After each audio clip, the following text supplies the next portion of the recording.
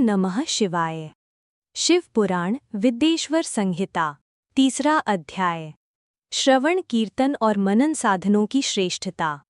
व्यास जी कहते हैं, सूत जी के वचनों को सुनकर सभी महर्षि बोले, भगवन, आप वेद तुल्य अद्भुत एवं पुण्यमय शिव पुराण की कथा सुनाइए।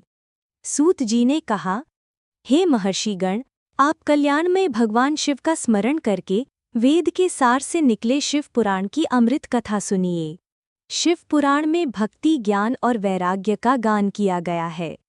जब सृष्टि आरंभ हुई तो 6 कुलों के महर्षि आपस में विवाद करने लगे कि अमुक वस्तु उत्कृष्ट है, अमुक नहीं।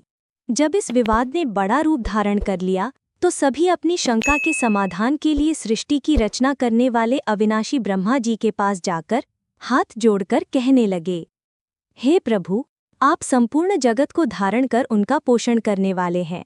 प्रभु, हम जानना चाहते हैं कि संपूर्ण तत्वों से परे परम पुराण पुरुष कौन है। ब्रह्मा जी ने कहा, ब्रह्मा, विष्णु, रुद्र और इंद्र आदि से युक्त संपूर्ण जगत समस्त भूतों एवं इंद्रियों के साथ पहले प्रकट हुआ है। वेद महादेव ही सर्वश्रेष्ठ और संपूर्ण है। भक्ति से ही उनका साक्षात्कार होता है, किसी अन्य उपाय से उनका दर्शन नहीं होता।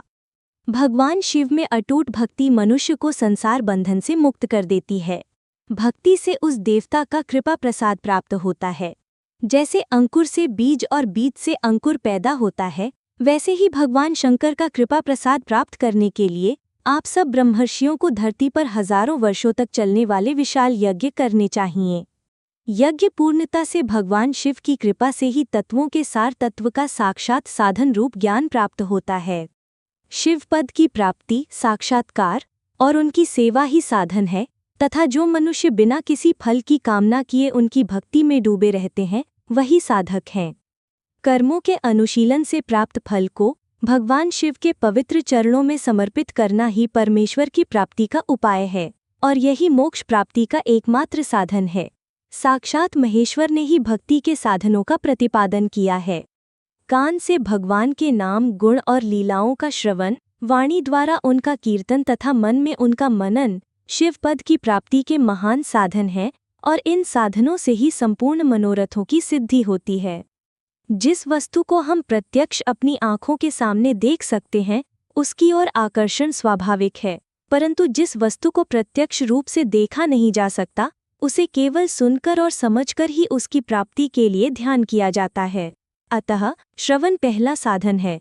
श्रवण के द्वारा ही गुरुमुख से तत्व को सुनकर श्रद्धा बुद्धि वाला विवेकी ज्ञान अन्य साधनों, कीर्तन और मनन के प्रयोग और अभ्यास को प्राप्त करता है।